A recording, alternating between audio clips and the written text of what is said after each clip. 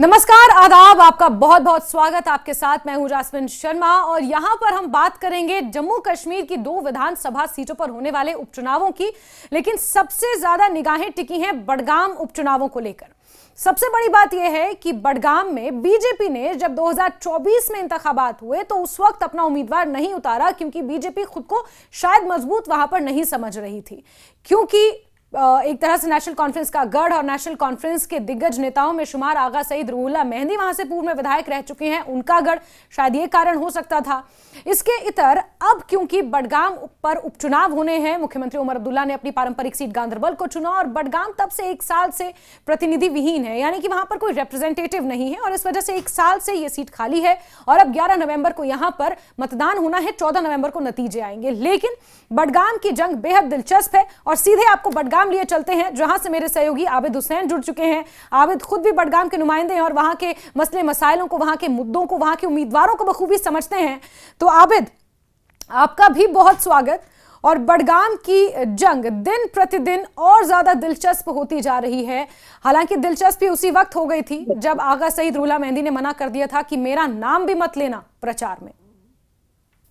क्योंकि बडगाम की जंग, जिस तरह से आपने कहा, नेशनल कॉन्फ्रेंस का गढ़ रह चुका है।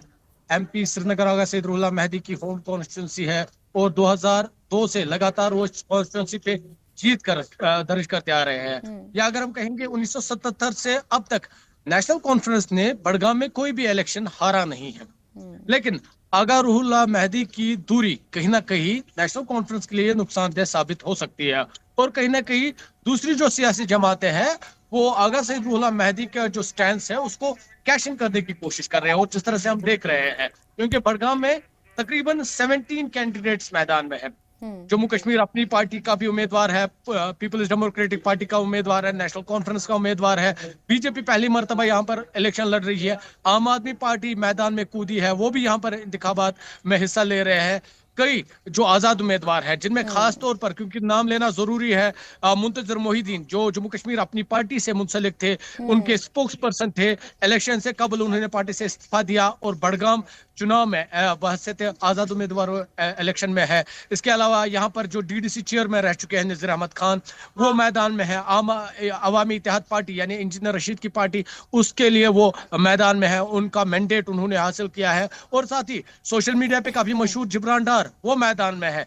तो 17 उम्मीदवार है और सब एक ही दावा कर रहे हैं, दावेदारी एक ही है, दावा एक ही है, जीत दर्ज करेंगे। लेकिन 11 नवंबर को लोग ईवीएम में इन जो उम्मीदवारों की किस्मत को कैद करेंगे और 14 नवंबर को जब ईवीएम को खोला जाएगा ये साफ जाहिर होगा। बिल्कुल आबिद, और यहाँ पर जरा ये भी समझना जरूरी है कि अगर हम 3 मुख्य पार्टियां, जिसमें से 2 क्षेत्रीय पार्टियां हैं और एक बीजेपी की अगर बात करें, तो बीजेपी, नेशनल कॉन्फ्रेंस और पीडीपी ने 3 आगा को मैदान में उतारा है।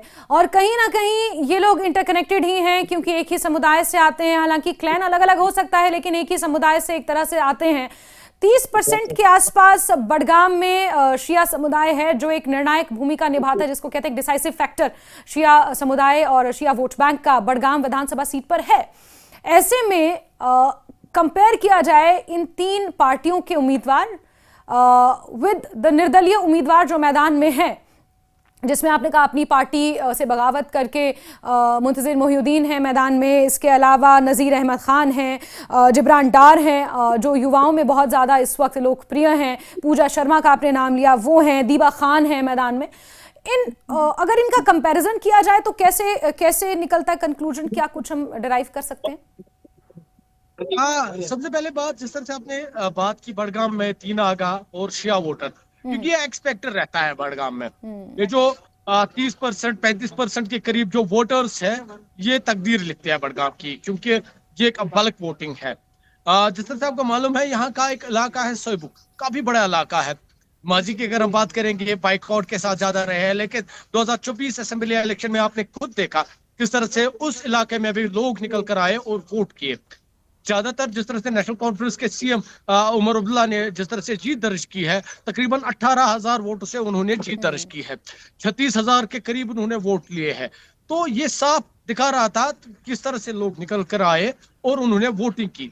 अब इस मर्तबा कहीं ना कहीं जो ये सियासी नुमाइंदे हैं, जो भी उम्मीदवार मैदान में है, 17 उम्मीदवार, कहीं ना कहीं वो मंत्र दिमाग में रखे हुए ये लोग मैदान में आएंगे और ज्यादा से ज्यादा जो वोट शेयर है उसको बिल्कुल। कैश अच्छा आबिद, यहाँ पर एक कर और रहे हैं। फैक्टर और ये भी है कि जो पार्टी द्वारा बैक्ड हैं, जैसे बीजेपी का कैंडिडेट है या पीडीपी का कैंडिडेट है, नेशनल कॉन्फ्रेंस का कैंडिडेट है, उनके मुद्दे और जो ये निर्दलीय उम्मीदवार मैदान में हैं या किसी दूसरी पार्टी से मैदान में हैं, उनके मुद्दों में भी बहुत ज्यादा फर्क है। क्योंकि देखिए, जब हम जम्मू कश्मीर में इंतखाबातों की बात करते हैं या उपचुनावों की बात करते हैं, तो वहां पर स्टेटहुड का मुद्दा हम इग्नोर नहीं कर सकते, क्योंकि वो सेंटिमेंट से जुड़ा हुआ है। पॉलिटिकल पार्टीज बखूबी जानती हैं कि उस मुद्दे को कैसे भुनाना है, और यही शायद आगा सईद रूहुल्लाह मेहदी की नाराजगी का भी मुख्य कारण है। लेकिन ये जो निर्दलीय उम्मीदवार हैं या दूसरी छोटी क्षेत्रीय पार्टियों के उम्मीदवार हैं, ये बखूबी जानते हैं कि स्टेटहुड उनके बस की तो बात नहीं है। उसके लिए एक बहुत बड़ी लोकतांत्रिक प्रक्रिया है जिसे गुजरना होगा, और उसके लिए कोई ऐसी ही पार्टी आगे आ सकती है जो या तो सत्ता में हो या फिर एक निर्णायक भूमिका में हो लोकसभा में, कम से कम ऐसे में। तो ये जो छोटे उम्मीदवार हैं या निर्दलीय उम्मीदवार हैं, ये बुनियादी मुद्दों के ऊपर चुनाव लड़ रहे हैं। पूजा शर्मा को हमने सुना, उन्होंने कहा कि यहाँ की जनता को, यहाँ की आवाम को अनुच्छेद 370-35A से कुछ लेना देना नहीं है। उनके मसले हल होने चाहिए, पानी, बिजली, शिक्षा, सड़क, हैंडपंप, बिजली का खंबा, PHC, CHC, ये वो मुद्दे हैं जिनसे कम से कम ये जो निर्दलीय उम्मीदवार हैं ये कनेक्ट कर रहे हैं। क्या मैं ऐसा कह सकती हूँ? हाँ बिल्कुल, क्योंकि कहीं ना कहीं ये हकीकत है। अभी जिस भी इलाके में जो भी तशहीरी मुहिम होती है, जिस भी पार्टी की तशहीरी मुहिम होती है, लोगों से वादे किए जाते हैं, बिजली, पानी, सड़क, बेहतर सेहत, एजुकेशन। तो कहीं ना कहीं ये मुद्दे हैं। अगर हम यहाँ पर बात करेंगे, क्योंकि नेशनल कॉन्फ्रेंस की हुकूमत है, वो पावर में है, वो अपने पूरे MLAs के साथ पूरी ताकत में है और लोगों को यकीन दिलाने की कोशिश कर रहे हैं। अगर लोगों का कोई मदावा है, लोगों का कोई खैर ख्वाह है, वो नेशनल कॉन्फ्रेंस है, क्योंकि नेशनल कॉन्फ्रेंस काम कर पाएगी, क्योंकि ताकत में है, वो काम करेगी। बेसिक मुद्दों को लेकर वो लोगों के बीच जाते हैं, वादे करते हैं। ये स्टैंड PDP का है। PDP जो ये 1 साल है बड़गाम रिप्रेजेंटेटिव लेस रहा है, इस 1 साल को निशाना बना रही है, नेशनल कॉन्फ्रेंस को निशाना बना रही है। इस नेशनल कॉन्फ्रेंस ने इस 1 साल में बड़गाम में क्या किया? चलो, उमर अब्दुल्ला ने इस्तीफा दिया, लेकिन उसके बाद बड़गाम को तनहा क्यों छोड़ा? PDP का ये स्टैंड है। इसके बाद जो दीगर जमाते हैं, चाहे बीजेपी को तो स्टैंड आपको पता ही है, बीजेपी क्लियरली बोल रही है जम्मू कश्मीर की तरक्की बीजेपी का हदफ है। और जहां भी बीजेपी का जो उम्मीदवार है या बीजेपी काडर अलग अलग इलाकों में जा रहे हैं, डोर टू डोर कैंपेन करने के लिए जा रहे हैं, अलग अलग तरीके से लोगों से यही वादा किया जाता है। उनकी जो भी डिमांड्स होगी, बेसिक फैसिलिटीज, इलेक्ट्रिसिटी को लेकर, बिजली को, पानी को लेकर, सड़कें, बेहतर सेहत, एजुकेशन, ये सब मुद्दों को लेकर वो वादे करते हैं। ये सब हाल जो आजाद उम्मीदवार है उनका है। जिस तरह से आपने बात की आदित्य शर्मा की, आदित्य शर्मा का साफ कहना था कि लोगों को दफा 370-35A के साथ कोई वाबस्तगी नहीं है। उन्होंने साफ तौर पर कहा लोग चाहते हैं डेवलपमेंट, और उन्होंने सियासी जमातों को भी निशाना बनाया, खासकर नेशनल कॉन्फ्रेंस और PDP को। ये मीडिया अटेंशन ग्रैब करने के लिए 370 और 35A की बात कर रहे हैं। दरअसल ये 370 और 35A की बात करना ही नहीं चाहते। आप मीडिया में ये सब बयानात दे रहे हैं, लेकिन जिस तरह से आपने कहा, बेसिक मुद्दे जो यहाँ पर है, जिनके लेकर लोगों के बीच ये उम्मीदवार जाते हैं, वो सब बेसिक मुद्दे ही है। लोग अभी भी, क्योंकि मुख्तलिफ इलाके हैं जहां पर लोग चाहते हैं बेहतर इंफ्रास्ट्रक्चर हो। बिल्कुल आबिद, लेकिन देखो ये आबिद, क्या मैं कह सकते हैं कि बहुत आयरॉनिक है ये सिचुएशन यहाँ पर, क्योंकि अमूमन जब सत्ता में कोई एक पर्टिकुलर गवर्नमेंट होती है, जैसे जम्मू कश्मीर में नेशनल कॉन्फ्रेंस की है, और उस दौरान जब नगर निगम के चुनाव होते हैं या MC के चुनाव होते हैं या जब ये उपचुनाव होते हैं, तो हम ये देखते हैं कि सत्ताधारी दल की तरफ ही ज्यादा झुकाव होता है। यानी कि जो रूलिंग पार्टी है उसी की तरफ लोगों का ध्यान जाता है, और लोग ये मानते हैं, ये समझते हैं, जो लोग चुनावों को और इस लोकतांत्रिक प्रक्रिया को थोड़ा बहुत भी समझते हैं, उनका ये मानना होता है कि क्योंकि सरकार सत्ता में है, उनके काम आसानी से हो पाएंगे। इस वजह से वो इन छोटे चुनावों में सरकार की तरफ ही अपना रुख रखती है। तो क्या ये सिचुएशन हम नेशनल कॉन्फ्रेंस के साथ भी कह सकते हैं बड़गाम में है? क्योंकि नेशनल कॉन्फ्रेंस के साथ एक बड़ा फैक्टर है कि उमर अब्दुल्ला का बड़गाम को छोड़ना, और उसके चलते 1 साल तक लोगों के बीच उमर अब्दुल्ला को लेकर, नेशनल कॉन्फ्रेंस को लेकर नाराजगी का पनपना। क्या ये दोनों बातें एक साथ हो सकती हैं बड़गाम उपचुनावों में? देखिए, सही बात आपने कही। नेशनल कॉन्फ्रेंस को तो हुकूमत का एज है, पावर में है। कहीं ना कहीं लोग भी ये समझ रहे हैं कि नेशनल कॉन्फ्रेंस काम कर सकती है, क्योंकि पावर में है। और कहीं ना कहीं जो आगा सईद रुल्ला मेहदी का स्टैंस है वो क्लियर है। लोग डेवलपमेंट के लिए लोगों ने वोट नहीं दिया, लोगों ने कुछ और मुद्दे को लेकर वोट किया था। लोगों ने स्टेट हुड, दफा 370 या जो 2019 की जो प्री पोजीशन थी उसकी बहाली के लिए वोट दिया। कहीं ना कहीं वो एक्सपेक्टर रह सकता है। और वो देखने वाली बात होगी क्या आगा सईद रुल्ला मेहदी के जो सपोर्टर्स है क्या वो उस बात पर डटे रहेंगे या वो वोट करेंगे। अभी ये भी देखने वाली बात होगी क्योंकि उनका जो कार्डर है, उनका जो अपना वोट है वो शायद डिवाइड हो सकता है।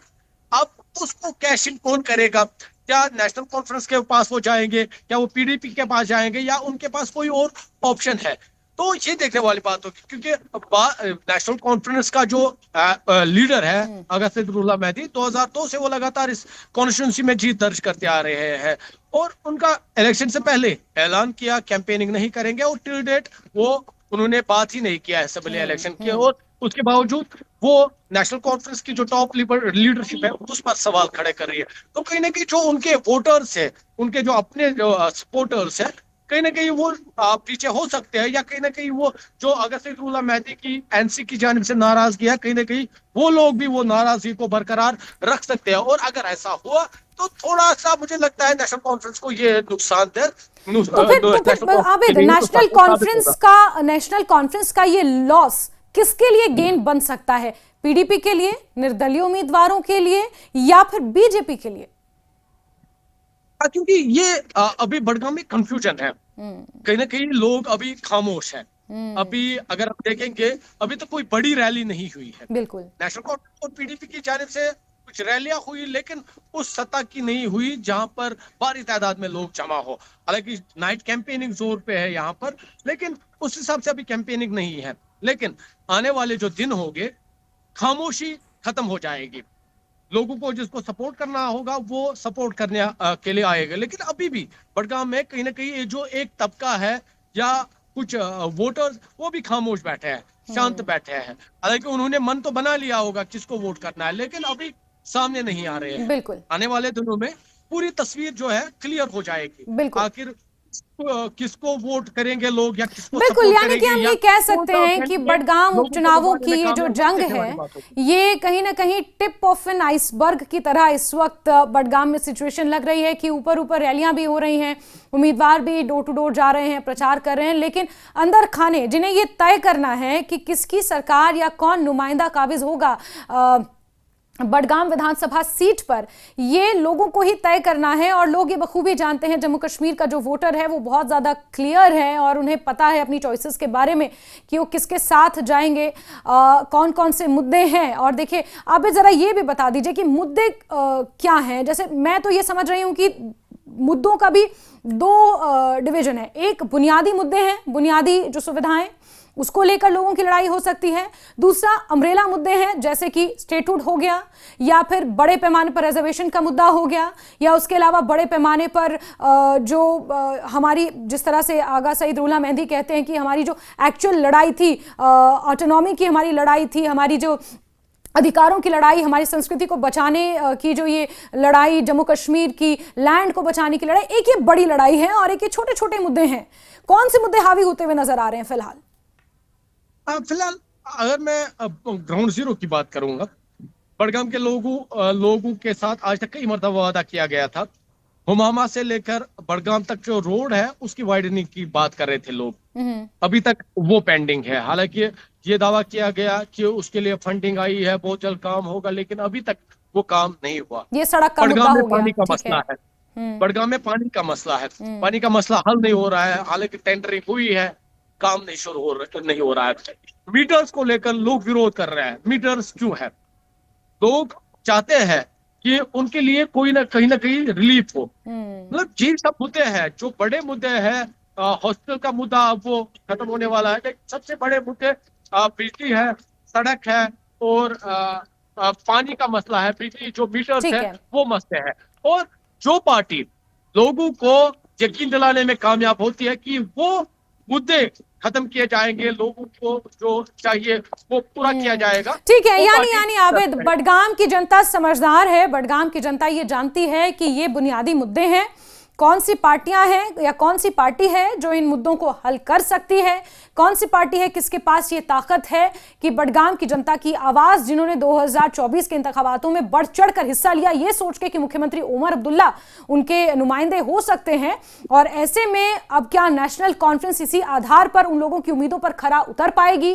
बीजेपी जो बडगाम चुनाव पहली बार इस तरह से लड़ रही है, मेन चुनाव उन्होंने नहीं लड़ा लेकिन उपचुनाव लड़ रही है, क्या लोगों का भरोसा जीत पाने में सफल हो पाएगी, या फिर पीडीपी अपनी खोई हुई जमीन को वापस हथियाने की जो कोशिश में लगी है वो कर पाएगी, या फिर निर्दलीय उम्मीदवारों पर बडगाम की जनता दांव खेलेगी? ये तो 14 नवंबर को ही पता चलेगा और 11 नवंबर को ईवीएम में कैद होगा, और तब तक हम और हमारे नुमाइंदे आप तक किसी तरह से जानकारियां पहुंचाते रहेंगे। बडगाम उपचुनावों की जंग बेहद दिलचस्प है, इंतजार 11 नवंबर तक करना है और उसके बाद फिर एग्जिट पोल और फिर 14 नवंबर को नतीजे सामने आ जाएंगे। और आबिद इसी के साथ आप भी नजर बनाते रहिए, ग्राउंड जीरो से क्या कुछ अपडेट, क्या हलचल मिल रही है दर्शकों तक पहुंचाते रहिए। फिलहाल के लिए आबिद आपका भी बहुत शुक्रिया। और उपचुनावों की ये जंग है और जम्मू कश्मीर जैसा राज्य जो अपने आप में बेहद दिलचस्प है और दुनिया भर में चर्चा का विषय हमेशा से रहा है, और ऐसे में यहाँ पर बडगाम उपचुनावों को लेकर क्या हलचल हुई उसके बारे में हमने आपको बताया। आगे भी तमाम खबरें आप तक यूं ही पहुंचाते रहेंगे। मुझे फिलहाल दीजिए इजाजत, आदाब, नमस्कार।